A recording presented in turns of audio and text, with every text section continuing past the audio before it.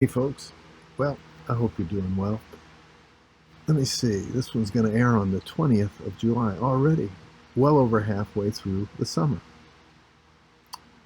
And my plants aren't coming in yet. I mean, I got string beans started, a few tomatoes coming, got some strawberries that, yeah, did good with the strawberries this year. But not productive yet. It's been too cold up until now. Anyway, I hope your summer's good. And wherever you are living, if you're not in the Northwest, I hope your garden is growing just lush and great and productive. We were talking about just be faithful. We talked in Psalm 37 and verse 4 of just dwell in the land, cultivate faithfulness. It's interesting that most of these portions here in Psalm 37 begin with, don't fret, wait, trust, don't fret, don't be upset about the evildoer, those that do wrong, because it's a passing thing. Look, there's a lot going on in our world, and a lot, as we said last devotional, love to change, wish we could. And as believers, we probably bring more to the table than anyone else in this country. Why? Because we bring the kingdom of heaven into this world. We do it by faith. We live out our faith. This is why being faithful, cultivating faithfulness, shepherding faithfulness, making sure that faithfulness is something that you're concerned about is really important. And can I just say that when we speak of the church, there is no such thing as faithfulness without attendance. Attendance is a vital part. Now, I'm not speaking to those who are disabled or perhaps limited in what they can do. God knows that. God knows your heart. God doesn't judge these things. I'm talking to us, you and me, as individuals that are capable. And oftentimes we speak of our relationship to Christ, but it's very abstract. Perhaps our neighbors watch it and they wonder, what's the difference between their relationship to Christ and the way I'm living? Church is one of those things. Yeah, being in church. There's a reason why God says, I bless believers when they dwell together in unity. They have to be together. There has to be a sense of unanimity.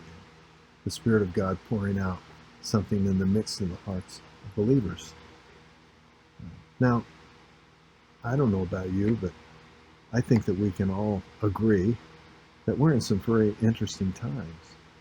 And just like it was in Hebrews chapter 10, I believe that was spoken at a time just prior to the destruction of the temple in AD 70.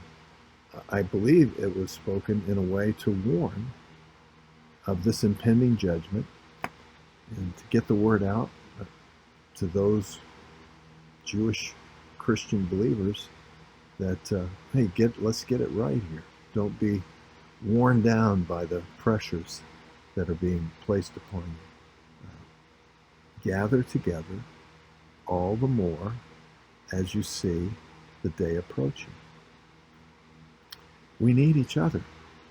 It's a sign of our faithfulness that we're not just in this alone, that we don't have a very abstract and intangible relationship with the God that we profess, that we realize that we're just part of the whole, that we're just a member in particular, or a living stone in the whole of the building.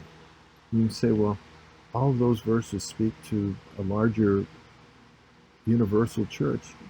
All of those verses were written to believers in localities.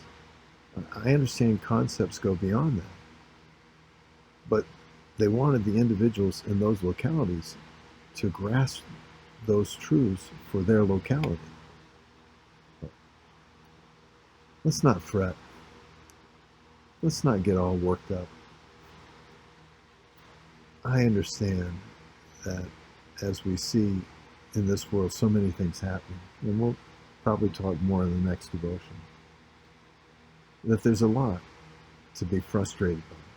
But in the midst of this, let's cultivate or shepherd faithfulness and express your faithfulness by being in church, so that other people, not just in the church, but let's think about those outside the church, see that you're committed to something that's greater than yourself.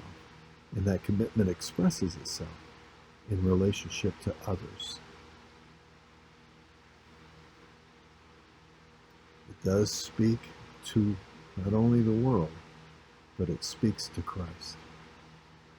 Remember, it's his church. Till next time, friends, God bless you.